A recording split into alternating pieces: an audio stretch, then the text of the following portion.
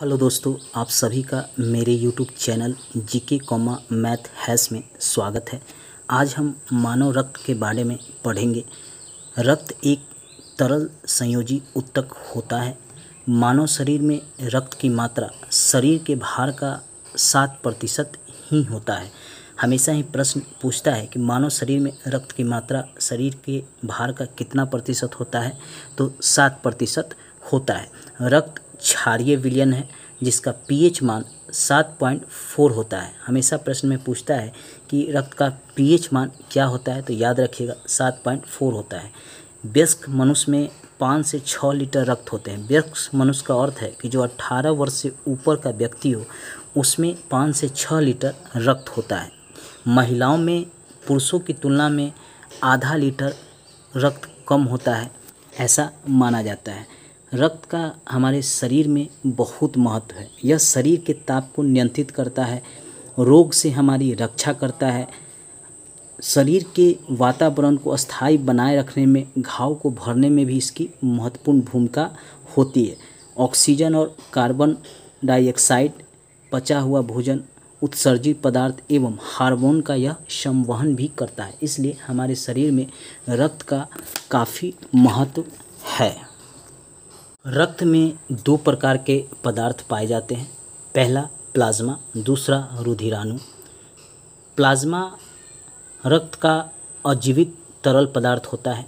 रक्त का 60% भाग प्लाज्मा है। हमेशा ही प्रश्न पूछता है कि रक्त का कितना प्रतिशत भाग प्लाज्मा है, तो 60%। इस 60% में 90% भाग जल का होता है, 7% प्रोटीन का होता है, 0.9% लवण का होता है और 0.1% ग्लूकोज का होता है। हमेशा प्रश्न पूछता है कि ग्लूकोज का रक्त में कितना भाग होता है प्लाज्मा में, तो याद रखिएगा 0.1%।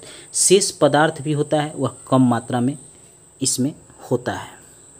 प्लाज्मा का कार्य क्या है? यह पचे हुए भोजन एवं हार्मोन का शरीर में संवहन करता है, यह इसका कार्य है। सीरम, जब प्लाज्मा में से फाइब्रिनोज नामक प्रोटीन निकाल लिया जाता है तो शेष प्लाज्मा को सीरम कहते हैं। हमेशा प्रश्न में पूछता है कि फाइब्रिनोज क्या है, तो याद रखिएगा यह प्रोटीन है।